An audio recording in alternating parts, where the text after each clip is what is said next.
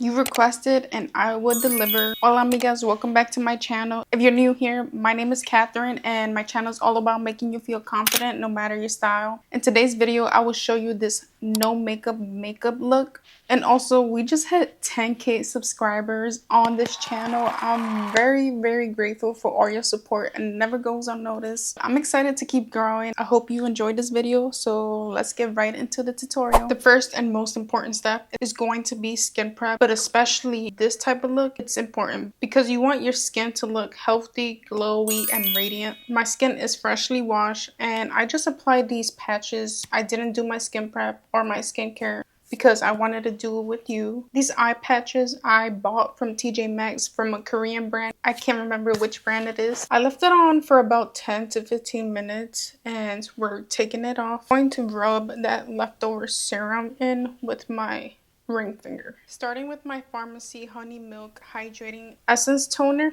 I like to shake it up first. This is a milky consistency type of toner and I love it. I do have acne prone skin and my skin has been loving it, no issues. This is going to help further hydrate your skin. So I just press it into my skin. Next, you want to go with the hydrating serum. I am going with vitamin C, but you can use a hyaluronic acid because the hydration is going to further penetrate in your skin. Like I mentioned, my skin is acne prone, so this is going to help control the oils and just even out my skin tone. For some eye cream, I'm using this La Roche-Posay and applying it with my ring finger.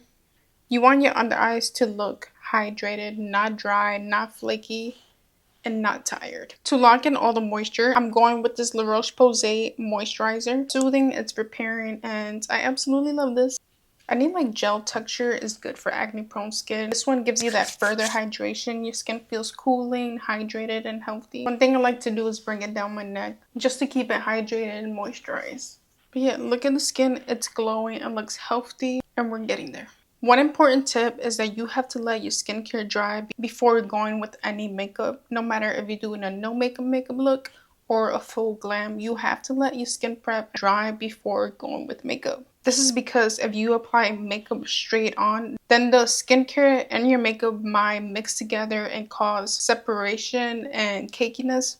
And I'm pretty sure you don't want that. Let it dry for about 10 to 15 minutes and you should be fine. Now that my skincare is dry, I like to start with this Yaborian CC cream. This is a Korean brand and it has SPF 25 in it. And it's basically a sunscreen that turns into your skin tone. So I just blend it in with my fingers. And you'll see how it just turns into my skin tone. Now I am tan, so it might be slightly lighter. Now you see the difference between with the product and without the product. It evens on my skin tone. It has SPF in it. It just gives you that natural glow. And it's literally your skin but better. This is worth the investment. But if you want an affordable option, I would say wear your sunscreen. And then you can add any of these two. This is the Remo Multitasker. And this is the e.l.f. Halo Glow. These are both luminizers and they're affordable. They get the job done. If you want to be extra, you can go ahead and add a luminizer right on top. I'm just adding a little bit. This one is from Remo, just to give me the extra glow. And you don't have to go crazy with this. To give my face more color, I'm going with this Morphe Cheek Thrills bronzer. And this is in the shade Tulum Trip. And it comes with the cream and powder. Taking some on my Morphe M242 brush. I'm lightly tapping some product on the brush and applying it to the areas I would usually bronze up, applying it to my jawline, the cheekbones, my forehead, and on the nose. Very lightly, very settled. As you can see, like, it's very settled. Doing the same thing with blush. This is the Morphe Cheek Thrills in the shade Blind Date. Using my Real Techniques 461 brush. Applying it a little bit, and if you see that you apply way too much product, brush some off on the back of your hand and go ahead and apply it to your cheekbones. And with this product, you want to work your way up. You really don't want to apply too much at first because then it's gonna look crazy, not natural. It's gonna defeat the whole purpose. Grabbing some of that highlighter just to give me more of that illumination. I just broke my concealer, I just noticed. So for concealer, the trick is that you want to use a concealer closer to your skin tone. I did get tan, so I'm going with this Kosas Revealer Concealer in the shade 5.8. And you'll see how it's a little bit more darker than a brightening shade. And I like to apply it way lower than right underneath my eye because I don't want it to seem like I'm wearing concealer. Taking that same Real Technique brush and I'm just diffusing that concealer in very lightly, just like feather-like strokes. And as you see, very, very minimal. I'm actually switching over to my Morphe brush. I'm not letting it sit in so it doesn't dry down and it doesn't look like I'm wearing a ton of concealer. The more you let your concealer sit, the more full coverage it will be. So I just blend it in right away. For powder, you usually want to spot powder because you don't want the whole face to look matte unless you want it to be a natural matte look. Very lightly with this Kosas Cloud Set powder and this brush from Petra Top. This is in the shade Feathery, by the way. Taking a fluffy side and lightly tapping that powder under my eye.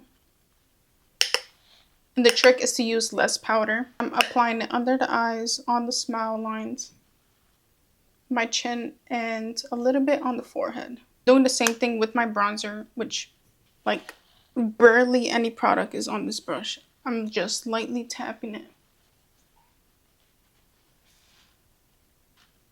Like that's it. Don't touch your face anymore. The same thing for the blush. Very, very lightly.